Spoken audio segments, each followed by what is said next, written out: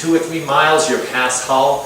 There's no heavily populated areas. Maryland, dramatically different. I've heard comments about the America's Cup or other races that have happened in Spain, and Michael was very good to touch upon them quickly, and I'm sure he could expound on them. Geographically, incredibly and utterly different than the unique nature of our beautiful ocean state, where it's 20, it used to be 26 miles inland, now it's 23 miles straight up the gut of our ocean state, 15 communities. We're the smallest state in the nation, but we're wrestling with New Jersey for the most densely populated state in the nation. 63,000 Rhode Islanders within the zones that are indicated in the path of potential destruction, let alone the hundreds of thousands of Rhode Islanders that go out onto the waterways in any number of different ways over the course of the summer. Thank you. In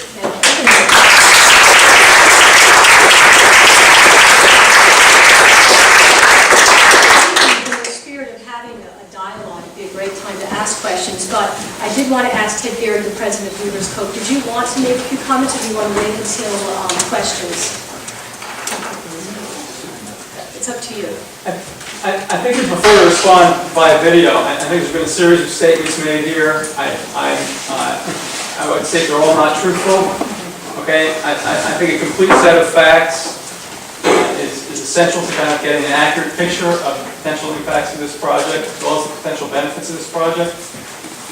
So we will be responding, but it will probably be via video to some of the comments that have been made here tonight. It would take as long for me to respond as these gentlemen have talked. That's what I thought. And that would take a very long time.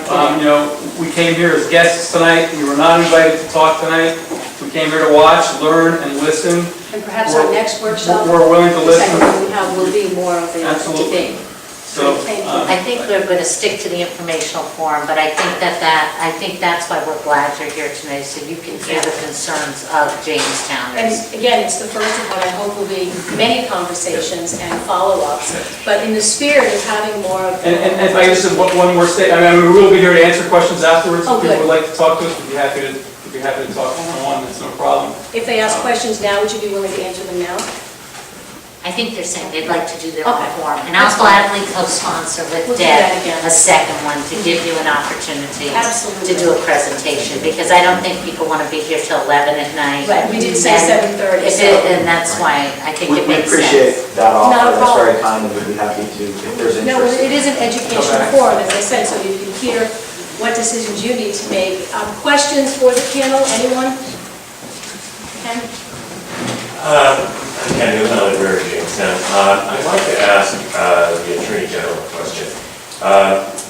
We've talked about these three angles of the impact, the angle of the environment, the economy. As the Attorney General, and you're going to be leaving the position, I wonder what you would suggest to the incoming Attorney General in terms of a legal strategy.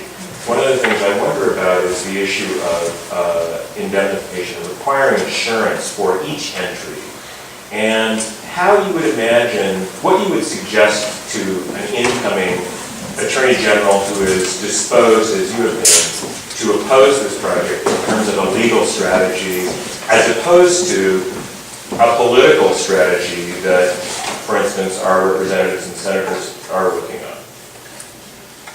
The quickest way I could answer that is to say keep Mike Rubin and Terry Tierney. I've been fortunate enough that both of those gentlemen have been serving the state in their respective capacities, and even Paul, even prior to his leaving, were there on average of 15 to 20 years. Keeping talented people that keep the focus and making sure through groups like these that the Attorney General, whoever, I'll say he because they're all males currently, I don't know, the deadline hasn't ended for who can run, but to speak to them about their perspective on it, and the public should keep them aware that it's an important issue.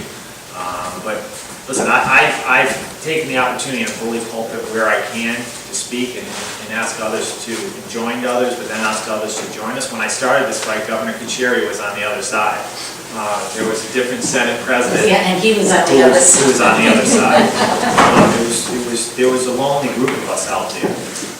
So yes, I've used kind of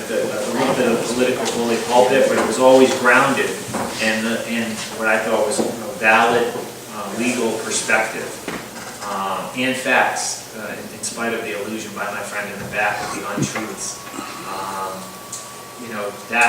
So that what's got to be maintained is the character of the people that are there, coupled with the public's push to make sure that the candidate and the next AG keeps the focus on this issue. In terms of, you specifically asked about indemnification.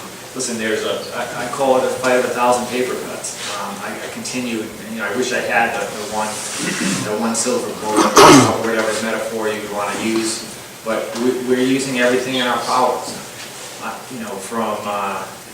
From legislative endeavors, both on the state level and the federal level, to every level of department and agency in the state, from state courts to federal courts, and obviously, most importantly, FERC and all the regulatory agencies and administrative agencies around them, and that takes a lot of work. I still think, the one that helped take down the Providence facility was a unique argument about a land taking. Massachusetts still has that in discussion about laying that pipe. And our perspective was every time you put a hole in the water, that's Rhode Island land. And they were trying to move a dock. So it takes creativity, energy, and persistence, and that's with a talented group, but also with the public reminding the Attorney General, whoever he or she may be, that this is critically important to the environmental well-being, with the economic well-being, and the health and safety of the citizens. Any questions? I wanted to say, I'm Ellen Windsor, Jamestown Town Council. SIGGTO, the World Trade Organization that cites LNG facilities, they say no long and winding narrow passageway, which is Narragansett Bay. They say you're not to site it near population, which this is within 1 mile of the cryogenics, within 1 mile of Fall River. And no conflicting uses. This is a recreational harbor, and the LNG will make it industrial. So Gordon Shearer, when he was testifying before the Senate, one of the comments he made was, there's not a lot of industrial traffic in this harbor, which he kind of was thrilled about, and the staff was like, they were going to faint. Like, don't say that, because that just proves, that it's a recreational harbor. When we have a chance to talk, the EIS is 45 days, so citizens have a little time. I also want, this is a great, wonderful introduction, comprehensive introduction to people, but I want them to know there's some fabulous citizen sites to go to as well. One of them is NoLNG.org, and that's Joe Carvalho's site, Coalition for the Responsible Siting of LNG. It's on your handout. We have a bunch of. Oh, you have the handouts there?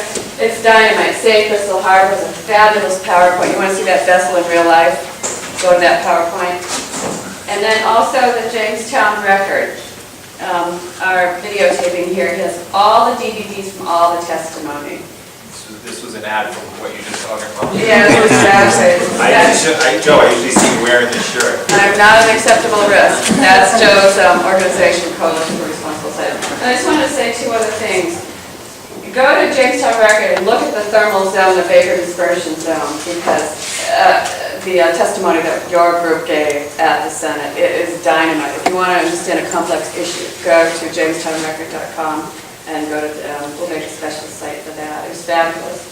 And the last thing I want to say is, the Marcellus Shale, the gas that's coming up, I know that Hess has said the pipelines will not be up in time. There's not pipelines, and they go on and on. It's just incompatible, and what are we talking about? But go to the FERC site, the Federal Energy Regulatory Commission. You'll see brand new pipe maps. On the federal, that's the agency that has to decide about this thing. So, and at the same time, the pipelines will be on time at the time that this facility would be up and running if it goes through. So there's a lot of things to think about. Is there a question? No. The question, anybody want to comment on any of those things? Marcellus Shale or World Siting Organization?